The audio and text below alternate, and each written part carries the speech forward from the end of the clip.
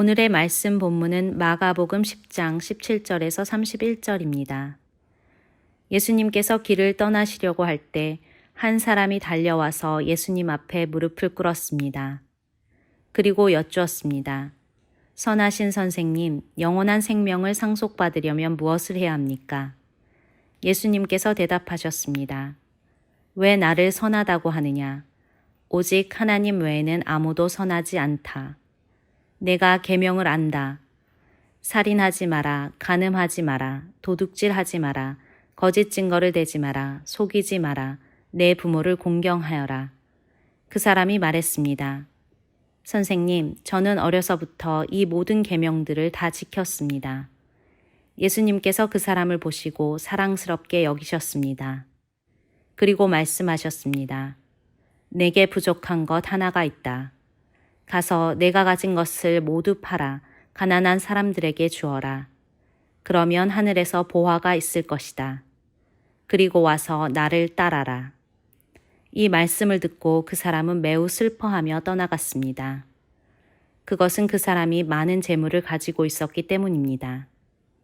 예수님께서 제자들을 보시며 말씀하셨습니다. 부유한 사람이 하나님 나라에 들어가는 것이 얼마나 어려운가. 제자들은 예수님의 말씀에 놀랐습니다. 예수님께서 다시 말씀하셨습니다. 얘들아, 하나님 나라에 들어가는 것이 얼마나 어려운지, 부자가 하나님 나라에 들어가는 것보다 낙타가 바늘귀를 지나가는 것이 더 쉬울 것이다. 제자들은 더욱더 놀라며 서로 말하였습니다. 그러면 과연 누가 구원받을 수 있을까? 예수님께서 제자들을 바라보시며 말씀하셨습니다. 사람은 할 수 없으나 하나님께서는 할 수 있다. 하나님께는 모든 것이 가능하다. 베드로가 예수님께 말했습니다. 보십시오. 우리는 선생님을 따르려고 모든 것을 버렸습니다. 예수님께서 말씀하셨습니다. 내가 너희에게 진정으로 말한다. 나와 복음을 위해 자기 집과 형제, 자매, 어머니, 아버지, 자식 또는 밭을 버린 사람은 이 세상에서 핍박과 함께 집, 형제, 자매, 어머니, 자녀, 그리고 밭을 100배로 받을 것이다. 그리고 오는 세대에서는 영원한 생명을 얻을 것이다. 첫째가 꼴찌가 되고 꼴찌가 첫째가 되는 사람이 많을 것이다. 신앙생활에 열심히 있는 한 청년이 달려와서 예수님 앞에 무릎을 꿇었습니다. 그 청년은 예수님께 자신이 어떻게 해야 장차 다가올 하나님 나라에서 영원히 살아갈 수 있느냐고 물었습니다.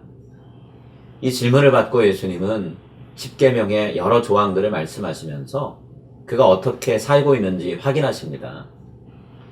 청년은 자신이 어렸을 때부터 그 계명들을 다 지켰다고 대답을 했습니다. 그 대답을 들으신 예수님이 청년을 가만히 바라보시며 사랑스럽게 여기셨습니다. 왜냐하면 그 청년에게서 하나님이 이루실 새로운 세상에 참여하기 위해 필요한 일이라면 무엇이든지 행할 준비가 되어 있는 마음, 다시 말해 열정을 보셨기 때문이죠. 이때 예수님이 청년에게 폭탄 선언을 하나 하시는데요. 내가 지킬 것이 한 가지 더 있다. 내 재산을 팔아서 나눠주고 나를 따르라. 이 말씀을 듣자 청년의 열정은 사라지고요. 실망이 몰려왔습니다. 그리고 그는 곧바로 예수님을 떠났어요. 청년이 떠난 후 예수님은 곁에 있는 제자들을 천천히 둘러보셨습니다. 다들 말은 하지 않지만 예수님이 청년에게 던지신 말씀에 대해서 각자 생각하고 있는 바를 눈빛으로 전하고 있었던 거죠. 아마도 제자들은 열정에 넘친 이 청년을 격려하고 돌려보냈다가 나중에 다시 찾아오라고 말씀하셨으면 어땠을까? 나중에 다시 오면 그때 그에게 예수님을 따르기 위해 치러야 될 대가에 대해서 충분히 설명해 주셨으면 어땠을까? 이렇게 생각을 했을지 모릅니다. 아무 말 없이 제자들의 표정을 읽고 계시던 예수님이 또 한 번 입을 열어서 그들에게 이렇게 말씀하세요. 부자가 하나님 나라에 들어가기가 얼마나 어려운지 모른다. 제자들이 너무 놀라서 예수님을 쳐다보자 예수님은 그 내용을 조금 더 자세하게 풀어서 설명을 해주셨는데요. 낙타가 바늘길을 통과하는 것이 그보다 더 쉽다. 제자들은 조금 전보다 더 놀랐습니다. 여러분, 제자들이 계속해서 놀란 이유가 뭘까요? 제자들이 살던 당시에 부유하다는 것은 하나님이 주신 복을 가리키는 일종의 지표 역할을 했습니다. 그렇기 때문에 제자들은 자연스럽게 하나님의 복을 받아서 부를 누리게 된 사람도 하나님 나라에 들어갈 수 없다면 도대체 누가 하나님 나라에 들어갈 수 있는 거야? 라고 물을 수밖에 없었던 거죠. 이 말에 예수님이 곧바로 대답을 하십니다. 인간 혼자의 힘으로는 불가능하다. 여러분, 아무도 하나님 나라를 자기의 노력과 공로로 들어갈 수 없죠. 오로지 하나님만이 그렇게 하실 수 있습니다. 그래서 예수님은 하나님께는 모든 일이 가능하다라고 이어서 말씀하셨어요. 예수님이 성령에게 모든 것을 포기하고 나를 따르라고 하신 이유가 여기에 있습니다. 새 일을 행하시는 하나님의 나라에 들어갈 수 있는 유일한 길은 이 세상에서 갖고 있는 모든 자랑과 모든 업적과 모든 신분과 모든 소유를 포기하는 겁니다. 그 중에서 중요한 건 하나도 없어요. 사도 바울은 이 진리를 발견했죠.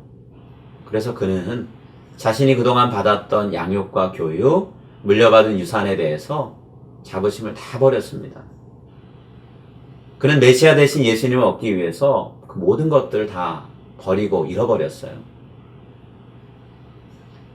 왜냐하면 예수님이 나를 사랑하사 나를 위해 자신을 내어주신 그 모습을 깨달았기 때문입니다. 물론 바울처럼 모든 것들을 포기한 사람들에게 주어지는 보상이 있을 것입니다. 때로는 그 보상이 이 세상에서 주어지기도 하는데요. 자신의 모든 재산을 버리고 떠났던 사람들에게 하나님이 다른 곳에서 집을 갖게 하시고 사방의 형제 자매들을 얻게 하실 수 있습니다. 하나님이 그런 은혜로운 경험을 하게 하실 거예요. 하지만 예수님은 그 모든 것이 결코 영원한 보상은 아니다라고 말씀하십니다. 어쩌면 우리는 이 세상에서 박해만 받다가 하나님 나라에 들어갈 수도 있습니다. 그때 우리가 누리게 되는 것이 하나님으로부터 주어지는 진정한 영원히 유지될 보상인 거죠. 예수님을 찾아왔던 젊은 청년처럼 하나님의 나라를 위해서 모든 걸 헌신해야 되는 그때 가진 것을 잃을까봐 염려되어서 뒤돌아서지 않았으면 합니다. 끝까지 하나님 나라에서 허락될 영원한 가치를 위해서 모든 것을 걸고 예수님의 뒤를 따르십시오. 그것이 예수님이 우리에게 요구하시는 것입니다. 이 세상에서 우리가 누리는 것 중 그 무엇도 하나님 나라에 가지고 갈 것이 없다는 사실을 기억하면서 하나님 앞에 다 내려놓고 살아가는 저와 여러분이 될 수 있기를 바랍니다. 이제 오늘 주신 말씀을 붙잡고 다음의 기도 제목으로 함께 기도하시겠습니다. 하나님 나라의 참된 가치를 깨닫고 그 나라에서 영원히 살아갈 날을 고대하며 이 땅에서 거룩한 투자를 하며 살아가는 지혜를 갖게 하소서. 하나님이 내게 헌신을 요구하실 때 방해가 되는 모든 것들을 내려놓고 과감하게 말씀을 따라 순종할 수 있는 제 자신이 되게 하소서.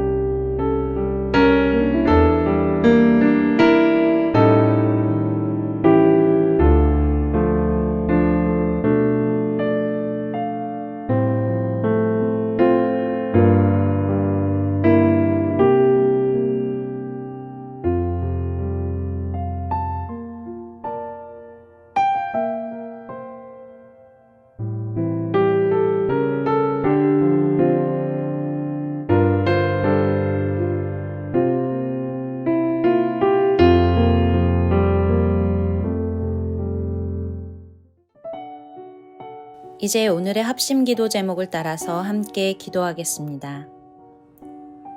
매일같이 기도의 무릎을 꿇게 하시며 다가와 말씀하시고 삶을 만지시는 하나님을 경험하게 하소서.